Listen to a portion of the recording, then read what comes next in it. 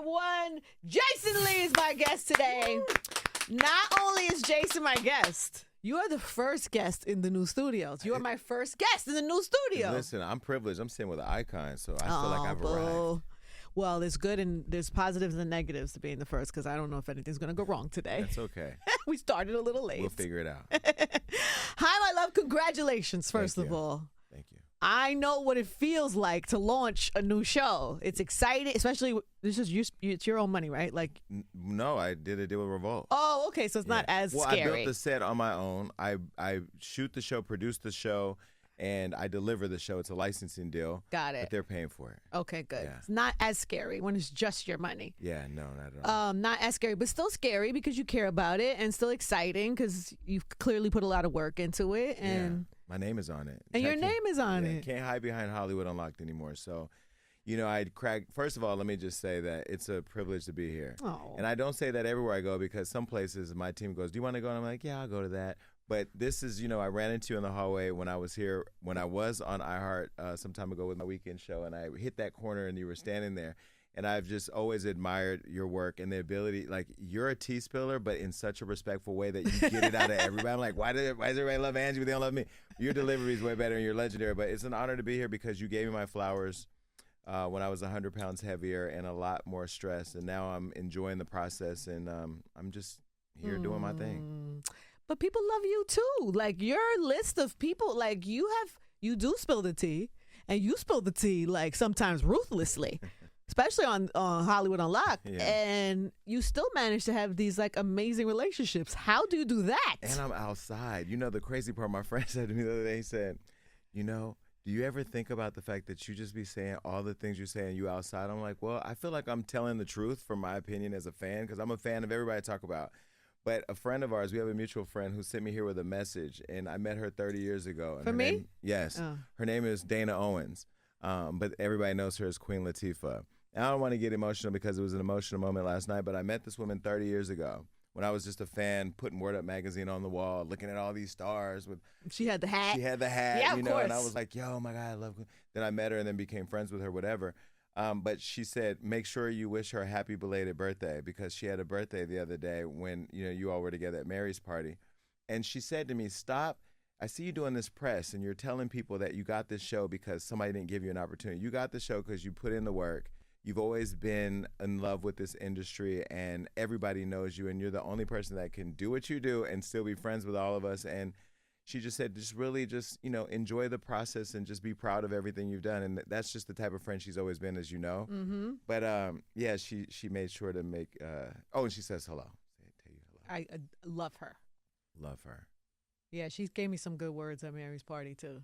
She always had, but that's the thing that people don't know about her. And she said, she told me yesterday, she said, you're always going around giving us all our flowers. It's time that you receive yours. And I kind of got emotional because she came into a point in my life where I had just come out of foster care, re-entered the world, trying to figure myself out. How old are you coming out of foster care? 15. Okay.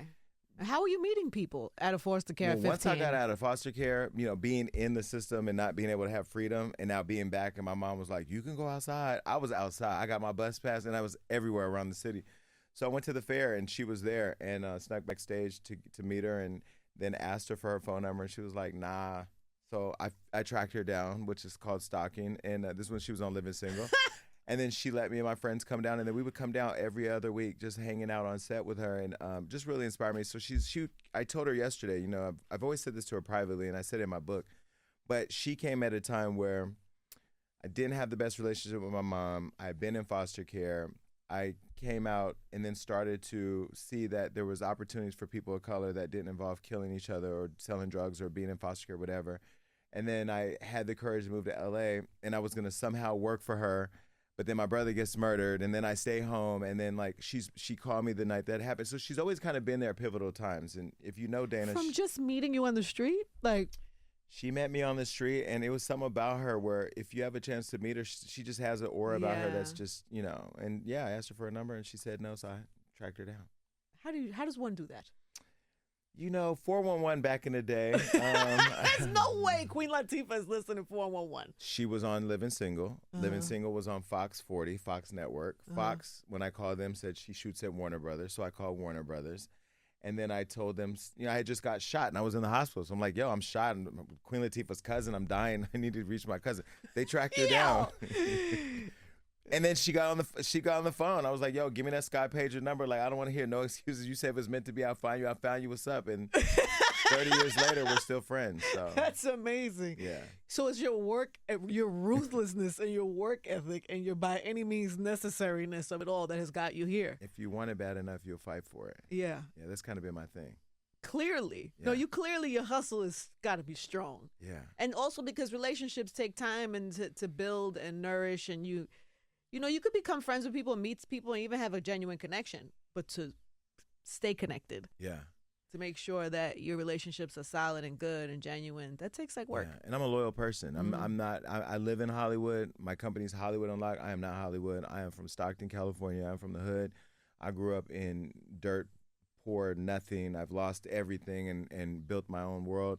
And, like, I'm a super loyal person. I know that sometimes my tea spilling delivery scares people because, like, damn, you just don't care. But I actually do care. Mm-hmm. I think the thing that I've had to reconcile with is that I get really frustrated with the politics, and then that's when Jason comes out. Because I feel like publicists who say I can't interview their artists, well, I already have a relationship with your artist. You just don't let them participate. So I'll tell you on the outside what I think. And I'll get your attention because everybody's going to pick it up. And then you'll call me, and then we'll have a conversation, and then your artist want to get on the phone, and then we'll resolve it, and then they'll be on my show, and then now we're friends. It's the craziest delusional thing.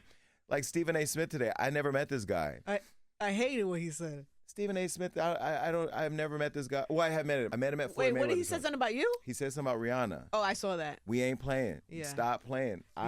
Stephen A. Smith, I will push your hairline back even further. He said she ain't Beyonce. She's Rihanna. She's right, Rihanna. she's Rihanna, which should be enough for anyone. Whoever said Prince wasn't Michael Jackson. Yeah. But if I say something crazy, they're like, oh, he's talking about him. No, I didn't talk about his hairline. I didn't talk about the fact that, he has a lot of other issues if you do Google.com. But, you are trying to put a black woman behind another black woman when here we are trying to celebrate one of Rihanna's biggest moments. Yeah. But they'll call me messy if I say that. No, that was super trash. I thought the same thing, It was too. bad.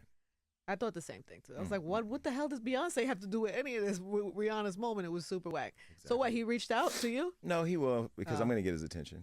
What you going to do? Well, Rihanna, if I was straight and if she wasn't with Rocky and if she didn't already have a baby and if just admitted James, I would be with Rihanna. Like, that would be my girl. But it's not. But I love her to death. And she's just a genuine person who's always showed me love. And she sees me as a human. And, she when they try to take her baby photos and exploit them, she gave them to us as an exclusive, which she didn't have to do, which was big for independent media and somebody like me. And I really love her. And I just felt like that was just so trash. But, he did that for attention, and now he's got it. Okay, but some people will say some of the things y'all post. You play the same game as him. Constantly battling that. Yeah. I'm getting attacked online right now. They're saying, "Oh, well, Jason should have been messier with Cardi." What does that look like? What is? I gave you the conversation I have with somebody that I talk to 5 times a day. Mm-hmm. That's our conversation. Yeah. And I'm learning that my delivery at times has kept me out of rooms that I felt like I deserved to be in, but I hadn't done the work on myself to really understand that. I don't have to play the politics, but I also don't have to be as nasty. I can be blunted and have an opinion and be very passionate about that, but I don't have to, I don't have to be mean. Yeah. So I'm learning that, and I'm growing, I'm evolving. And so some people online don't want to see me evolve, but then now I'm getting new people who love what they see. Yeah. Charlamagne went through that period. Yeah, he did. He was super messy when he first started. He was evil. He had evil moments. Yeah. He made Lil Mama cry in the studio. And I interviewed a picture of that. I took that picture. Yeah. Lil Mama canceled one of my interviews. So I took that picture and put it on a chair and interviewed the chair. That was early, Jason. I wouldn't do that now. Yo, that is petty. Oh, she was upset about that. How does a Rihanna relationship that deep happen? I had heard that she respected what I did, and she was a fan of the work. And to me, that just sounded ridiculous. Because when you're told online every day, you're trash, you should die, you're no good, you're this, you're that, your mama this, whatever, you start to feed into that. Yeah, and I started to feed into that. So I didn't believe it. So I heard she had a party here in New York one day, and I said, let's just pop over and let's just stand outside the VIP and just see if when she walks by, if she knows who I am, then it's real. But if not, then these people lied to me. So we're standing there, and Terrence J, shout out to Terrence J, he was so shady. Him, Cash Doll, all of the people that knew me walking by, waving at me outside of VIP, like, sorry, can't help you. I'm going to get y'all back later. But she walked in, and when she saw me, she just lost it, and we had a moment. And she the first thing she said was, "I know it's hard doing what you do, being friends with people like me, but as a businesswoman, I respect how you built your brand." And that was all the validation that I needed. Oh my God! So Did you go home and pass out? I left right there. She goes, "Where are you going?" And I go, "I'm going home. I'm done here." You gave me everything I needed, and I don't want to ruin this moment. And so I left, and I kept her perfume on me, and I smelled it. Did she smell amazing? What did she smell like? She smelled like if Jesus called your name at the gate, you would have to. It would smell like that as you walk through. Of course. You know, and then the next day they called and said, "Rihanna's at this other party. Do you want to come?" And I said, "Okay." So I pulled up, and she said, "Oh, by the way, I forgot to tell you. I really love how you told your brother's story on Love and Hip Hop. My brother who been murdered." Mm-hmm. Crying in the club. I'm like, here we go. So I left again. It was just she just that type of person. So, yeah, I love her. I love that. That's a great story. And you've kept in touch. Then you keep in touch after that. All the time. All the time. All the time. But it's crazy because her fans, the Navy they're the best, and they're so positive and supportive of the relationship. But then there's other fan groups who they don't want to see that. So you want to protect it too. You want to be very careful how you speak about it or what you share. I just posted online that I sent $10,000 worth of flowers to her house because I'm begging her at this point to come on my show. And she's learning that I'm the master manifester and that I will pull my studio up to her front porch. I will do that show outside.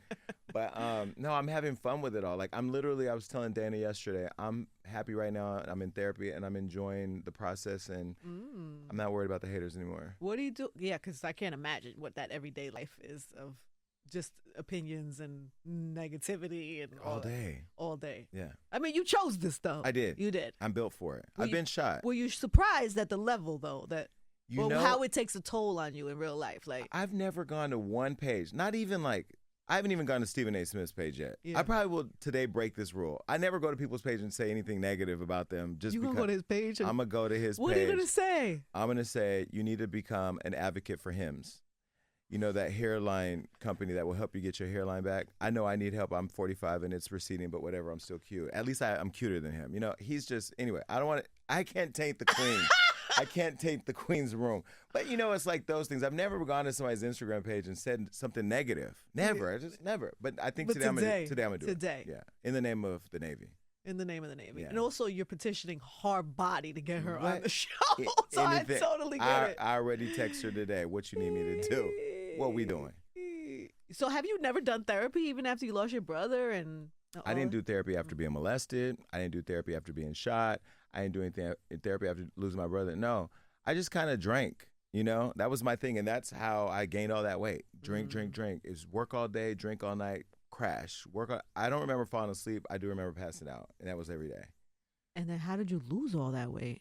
Oh, girl, I flew to Houston and had surgery. Oh, you did money. Everybody, you did the tying. I didn't tie. I cut that thing out. Oh, you cut it out. Yeah, I did the sleeve. See, my team was like, just tell everybody you lost weight. You're the hard way. No, nigga, I flew to Houston.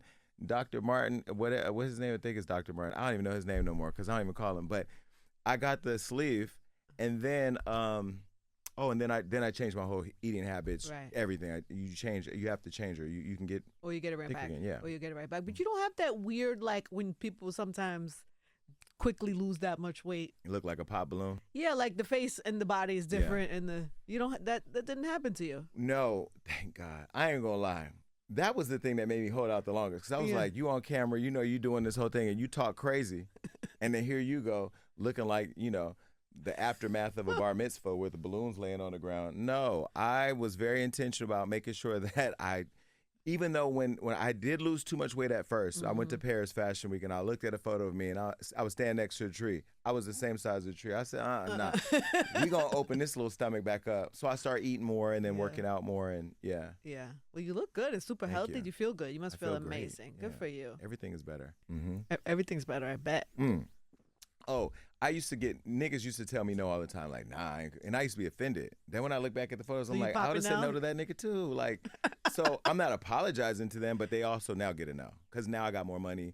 Now I look cuter. The designer's better. My options are better. I am not fucking around. I'm in these streets. So you're not going back to any of those? Are you crazy? Not at all. Not at all. I look at him in the club. I'm like, thank God he stopped me. Thank God he told you no. God made me fat at the time where he knows had I not been fat, I wouldn't be here today. you know, because a lot of things, I blocked a lot of things. I just got my STD results. I ain't got nothing. Now I'm on PrEP. So I'm out here in these streets, Angie, burning them down. What? Are you being safe? I'm sure. I'm being safe. Of course you're being safe. But you're living your best life. You have this new body. You have this new career. And what is that? What is the type? What is the prototype? Do you have a type, or do you? See, this is why I can't live in New York. Because you're like a New York boy? I'd be in Dykeman all day long. Dykeman. Oh my God, when La Marina used to have those parties and pizza parties, I used to buy the biggest cabana out there because it was like a magnet. They would all just come to me. Dykeman. You're like a Dominican. Oh my God, Yeah. Dominican, Puerto Rican, Cuban, Costa Rican, Colombian, Cape Verdean, anything with an N, African at the end. That's you? What? But I think New York has the finest men. They just ain't shit. When you meet somebody in La Marina and you just take them to Dubai on the first day. This sounds like a real story. This is a real story? Not La Marina, but somebody from Colombia. I took this guy from Colombia who I thought, and he's an OnlyFans creator, and I thought, oh, he's the one. So this was our second day. I took him to Dubai, and then we were going to go to Maldives and just kind of have like a little moment. Oh, my God. You can't take a random to Maldives. You got to. Well, he was randomish. It was a second trip. Okay. Angie, I'm in therapy. Okay. I'm having moments. Thank God my therapist appointment's later today. So I take him to Dubai, and the whole trip, I'm like, yo, I have a photographer, go out and create content, go whatever, see, I got to work and we'll hang out later or whatever. But he just was boring. But it was the thing about him flying here from Colombia and getting stopped by the border control with cocaine photos in his thing. And this was his explanation for not being a drug dealer. I'm here with Jason Lee. I'm like, you told the people, the people that will put us in prison that I flew you here. So there was a delay. Red flag, big red flag. We're not talking anymore. Yeah. So I'm trying to make better decisions, but I don't know. It's hard. Maybe dinner first. Maybe like, you know what I mean? Dinner first, yeah. Maybe not the Maldives. But once they see that Instagram, it's like, it's over. There's high expectations. Yeah, you can't even have like a regular conversation. Then you'll get the guys who will say, so how's Rihanna? I'm like, go to her Instagram. That's not a conversation. I want somebody who's not interested in But do you really want, like, are you enjoying this moment with your new body and your new everything? Or do you really like wish to have like a relationship? Relationships, you should be able to elevate each other, right? But if one party's always elevating the other, then there's an imbalance that's not healthy, Yeah. It takes time, though. Yeah. It takes time to find that person. I'm not forcing it anymore. Yeah. I'm enjoying myself. You just being up in the Heights until then. I don't know if he's there in the Heights at La Marina. He probably La Marina's not even open anymore, right? No, yeah, because they were doing all that money laundering over there. Yeah, well. Ruin it. If you gonna money launder, at least keep it a secret. How you gonna ruin a pizza party? Now I can't go nowhere and find nobody. Ruining your dating life. How dare you? I'm offended. These money launderers these days. Social media is ruining criminal behavior. People snitching, people money laundering and getting caught, ruining the culture. I just want to get back to the days where you knew the mafia was down that street, don't go down there. You knew not to do this. Like, you just knew. But now you never know. Jason, what is your big goal? Like, do you see yourself? Because when I see your career and what you're building, and it's very easy to compare you to Harvey and what TMZ has built over the years. Is that something you kind of... We're actually having conversations with people about that because I know they just recently sold and there's a space available to compete with them. And, but I don't ever want to be the thing that is chasing people down to say they're doing this. I want to be a platform that talks about what we see, but also people can come to and feel safe and comfortable to talk to us. That's a real tricky thing. I just recently found out that Issa Rae's publicist was a hater, and that just made me crazy because here's Issa Rae, black excellence, beautiful black woman, somebody that my fan, a lot of chocolate girls who work for me, love her. We love her show, everything she's building. She's so creative, and she's down with the culture. For a long time, I thought Issa didn't like us. And so I sometimes I fight with making sure that our storytelling on Hollywood Unlocked doesn't mirror how I think about a person because it can then get kind of weird. And I've been accused of that before with a person. And so with Issa, I never really influenced how we followed her because my team loved her so much, but I always felt some type of way because I had asked to interview her several times and it was like, she doesn't want to talk to you, she doesn't want to talk to you.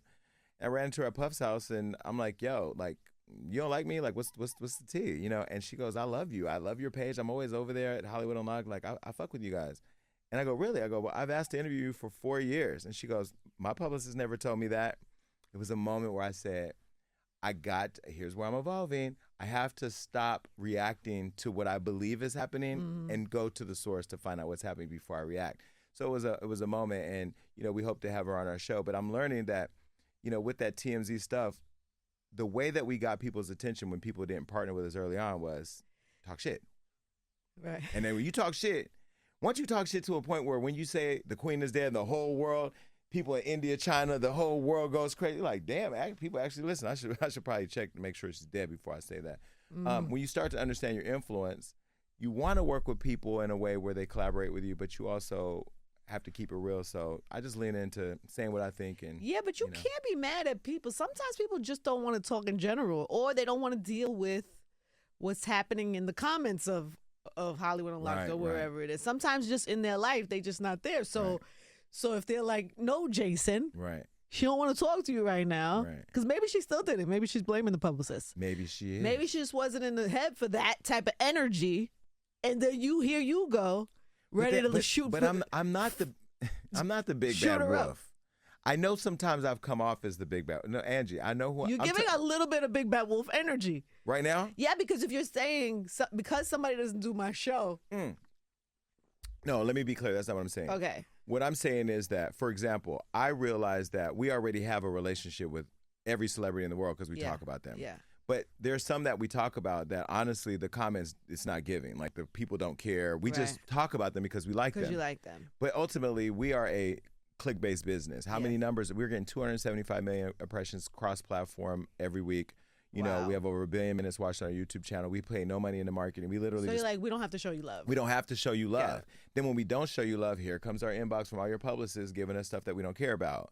We don't even take submissions from publicists. We simply, we're paid media, or we write what we want to write. We don't let you can pitch us your new show. We post your show because, one, you're an icon, and two, you out here killing it with all these interviews. Thank you. So how can you not post Kim Kardashian humanized in a way that the internet doesn't allow her to be humanized? You have to post good content. So I feel like when we post somebody that we normally wouldn't post all like that, and they don't respond to us or react or engage us, one would say, well, why are we giving you all that space? Yeah. Because there's other people like Lola Brooke who deserves it, or, our I love Ice her. Spice. I love her. Yeah. I saw your little interaction with her the other day. I think it was on. Yeah, she gave me props for like helping her. I guess my team posted her and so everybody cute. said, yeah, she's great. So, but then what is the goal if it's not TMZ? Like, what is the goal for the company or for you as a brand? Like, what are you chasing? Yeah, it's an evolving experience. I didn't think I'd be an author. I'm an author. Now I'm writing 2 more books. I didn't think I would drop courses and become an educator. Now I did, MediaMillionaires.com.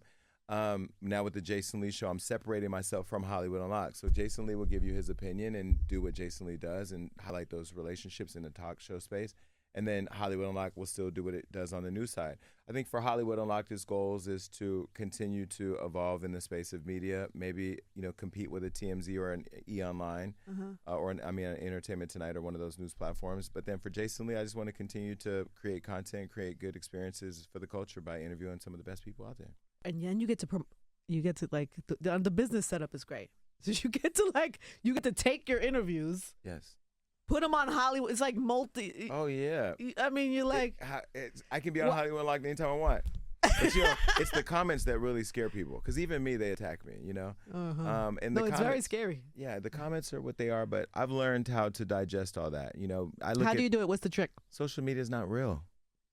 Cancel culture is not real. It's real when you work for people who buy into it being real. But, like, I own my own self. Every time they say cancel Jason Lee, I'm like, hello, bitch, you do know I own all of this. This year we just got our valuation, $50 million. And coming from a brand that started on Instagram was $0 to be able to get to where we are now. I don't look at the comments as being a real thing. I look at how do I get more people to talk? It can be an interview in Cardi B. It can be interviewing the Vice President of the United States, or it could be, giving my opinion on something that people don't like. And it never gets under your skin? It doesn't get under my skin. I don't really post my family because I don't want them bothered. My sister stays on my Facebook. I'm like, girl, you're gonna learn to stop doing that because you're in the streets. I do have a different level of protection. I do live in a different way than you do. But I have a good group of people around me, and I feel okay. Like I don't know. I don't really feel like I'm coming at anything from a negative place. Like I don't wake up and go, I'm gonna ruin this person's day. I'm going to break up this family. I'm going to post that. I'm going to write the news. I don't even write. First of all, let me say my team writes. Yeah. I just know that like we're fans of the culture and we're writing about what we see. It's amazing what you've built, especially like you talk about being 15 years old and coming out to foster home and like dealing with all that trauma and building a company and a brand this big. Like there has to be a lot of business savvy, and like where did you learn all of that? I'm a proud GED holder. Oh. I dropped out of high school because I didn't like competing with popular people. Then I went to college and there was more popular people. I dropped out of college. I took courses and then I just started finding careers that I was passionate about. But it was really meeting Dana that just, you know, when I met Dana. I really didn't realize how much influence she had on you. Oh, yeah. Ladies' night? Are you playing with me? She wasn't on Ladies' night. She wasn't? No, she was in the video, though.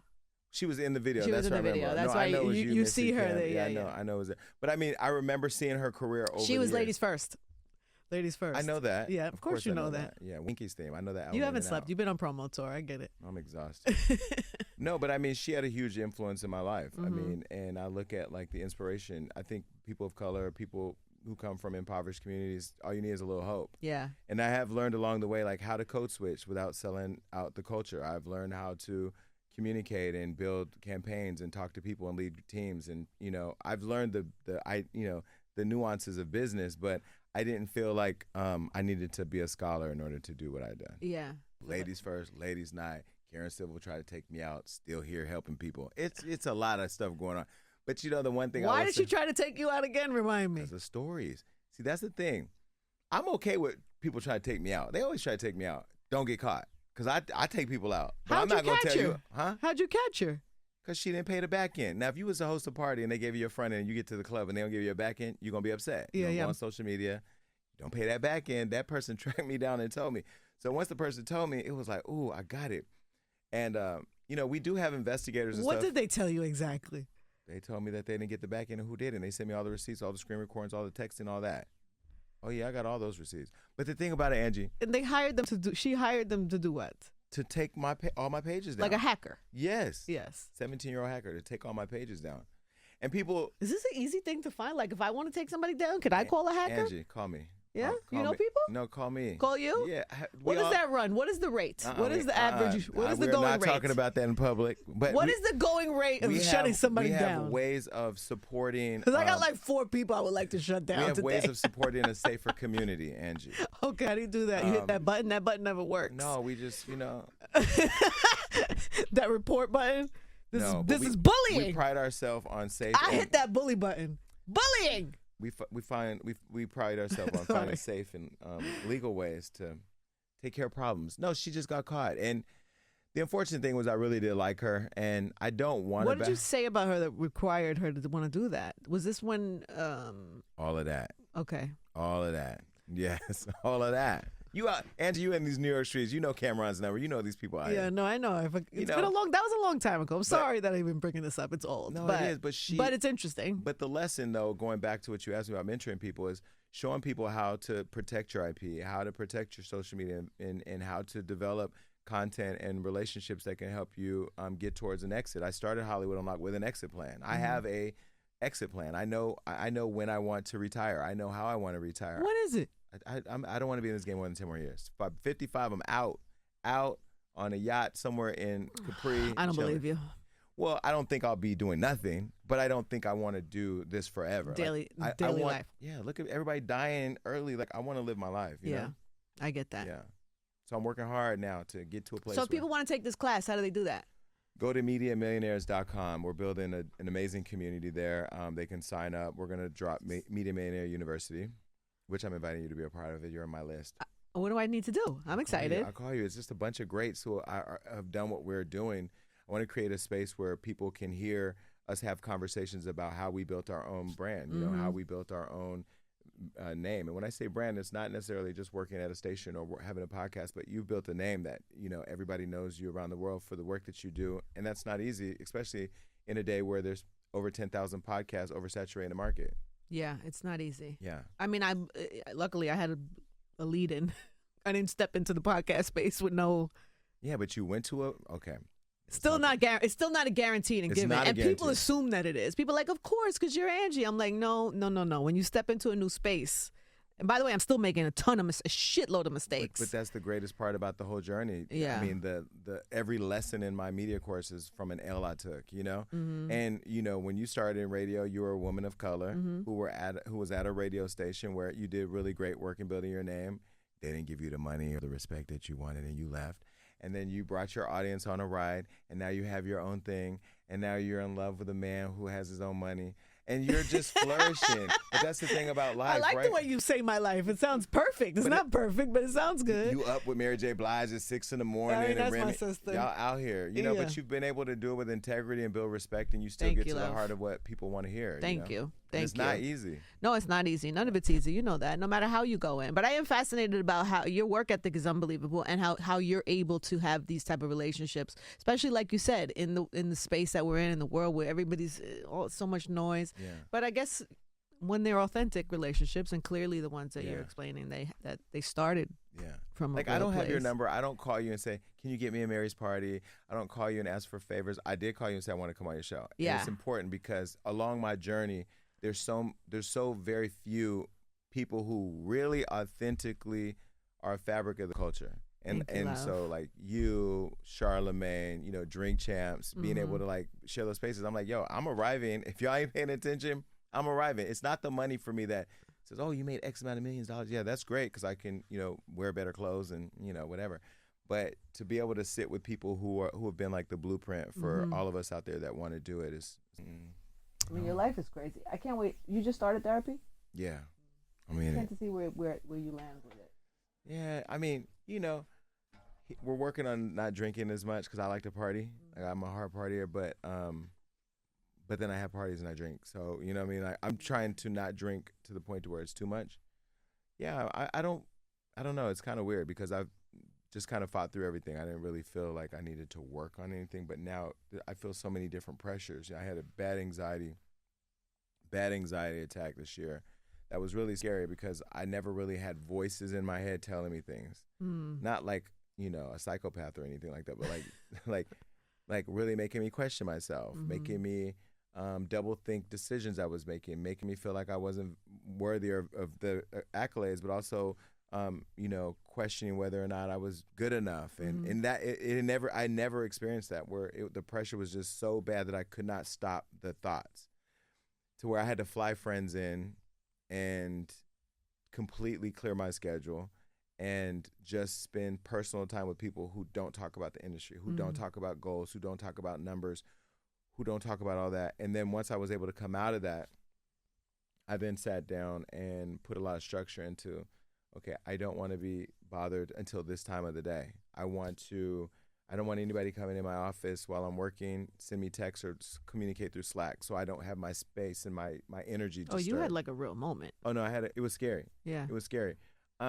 Was it like an anxiety attack or like I think it was burnout. breakdown? Oh, burnout. I think it was burnout. Was this recently? Yeah, this was like a couple months ago. You go from that to launching a show?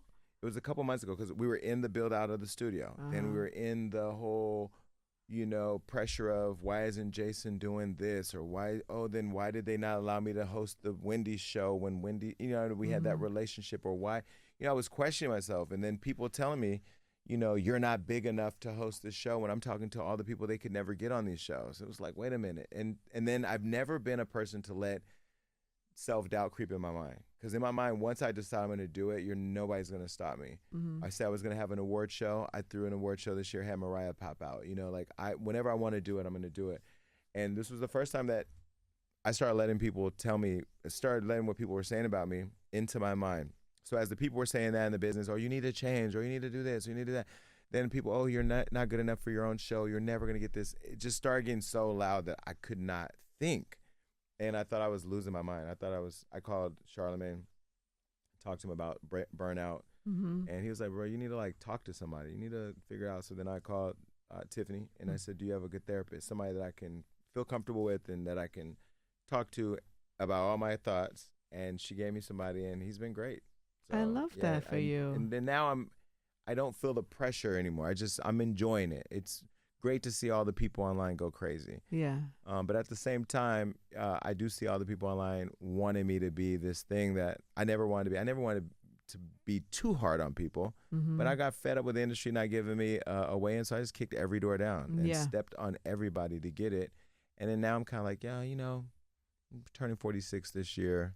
Let's get this energy right. Let's get these real interviews going. So I love that for you. Yeah. Good for you, baby. All right, so the show is out. Cardi's going to be your baby's godmother. Did she agree? How do you know that? Did she agree? She did. Because I know. Yo, nobody's asked me that question. Didn't she say that she would? She did. I never talked about. You know, for years, this is going to sound so crazy, and I know people online, hopefully they receive this. No, he's laughing, no, but for real. Because I be saying crazy shit, and people think I just say it to be saying it. Because, you know, a lot of people are scared to open up about things because of judgment. I don't give a fuck about that. But this is going to be crazy. For years, I was so reckless sexually, like reckless. I got that impression from the earlier stories you were sharing me. Yeah, from the Dykeman up at the stories. pizza party. Yeah. Although I didn't do that at the pizza party. Because how can you have sex when you have a bunch of pizza laying around? That would be weird. Depends what you're into. Right. It's not me. Oh, no, pizza. You know, that's the thing online with the Clintons and all that. No, we ain't no pizza party over here. Let's be very clear. We're talking about the Dykeman Dominican pizza party, not the pizza party that these other people were doing. Anyway, allegedly. No, so I was very reckless. Growing up, I seen so many people die that I really thought I'd be dead by 25. Not even from sexual. I'll get to that. But I thought I'd be dead because all my friends were dying at 17, 18, 19, 20. Brother died at 26. 25, I'll be dead. And then when I started drinking heavily, you know, putting on the weight, you know, not really loving myself, not doing the work, not really looking at the choices I was making over my personal life, I think that I became very promiscuous. And I don't think that it came from being molested, but I haven't done the work, so I don't know if it did. It just, I was a very promiscuous person. So then I thought, okay, my mentor died of HIV at 45. I'm going to die at 45. 45 is it. So for a while, I stopped getting STD tests. Like if I'm not burning, like if my dick is not on fire, I'm good. Oh my God. I know, crazy. This was your measure of health? Angie, I'm telling you something I've never told anybody, only because I feel like it's a safe space. Don't judge me. Yeah, there's a lot of people out there that felt this way. Like if my dick's not burning, I never had crabs. Like crabs, I remember my friend Ernest gave his whole family crabs. I went in the house, the whole family walking around with cream on, spraying down furniture and shit. I thought it was like some kind of Christmas party. I don't know, but it was crab cream. Oh my God. I never had crabs. But, you know, caught chlamydia a couple of times. Not a bad thing. Go get the shot, get the pills. You're good. It can't be a good thing. You're back in the game is what I'm saying. Okay, you're not down for life, but not good. But I had been afraid for years, like, yo, like, I'm just out of here at 45. I'm not going to get tested. So you were just risking it all. You just were like. It's craps. Yeah. You know? And then when I had this breakdown, I had this whole moment where I'm like, you know what? I'm going to go get therapy. I'm going to get every test I can get. I'm going to get a colonoscopy. I'm going to get a heart test. I'm going to get a full STD test. Angie, I even did an anal swab, which it was so violating. What is that? They take a long-ass Q-tip and stick it up your ass. And do what? And I'm a top, so for me to let you play with my ass and I just met you two, like, it was like, he all in the back of my throat with the swab. It was a thing. Hopefully not the same swab. Not that, no. But he was cute, though, but it could have been a moment. It wasn't. But anyway, so I took the STD test and everything came back negative. Heart came back great. All the blood work came back great. I got on PrEP. And the reason why I tell the story, even though I do it in a way of being very animated and funny, there's a lot of people out there that aren't getting tested. No. And I thought, like, this literally was in my mind where I didn't want to have kids because I didn't want to have to go and get tested because I thought I was going to have it. I mean, it was the craziest. I had tricked myself. You were like okay with something happening to you. We all gonna die. The plane just fell out the air the other day. Them niggas was on, I don't know where they was on the way to. That whole plane is gone. We just don't know now, right? And so I didn't get tested and I was out here being extremely reckless. And now I'm extremely safe, but I'm also extremely aware of the responsibility to share that story. So people who may be afraid will go get tested. So once I reconciled my health and that I'm not dying. Thank God. Right now. I want to have kids. I and you're making better decisions now. Way better decisions. Yeah. Absolutely. So who would you have a kid with? You know, me and Tiffany Haddish keep talking about that. Really? And she's offered, and if she's serious, she's somebody that, like, I love. We both were foster kids. We both, you know, I trust her. We have the conversation about, do you want to be involved or not involved? I don't even know if it's a there's fully. There's no way you have a baby with Tiffany Haddish and she's not involved and she's watching you with the baby. And there's no way. No, I know that. That's not possible. Yeah. But now we have to talk about co-parenting. Now go to your mama house. I never thought, I'm gay. Yeah. Go to your mama house. What is that?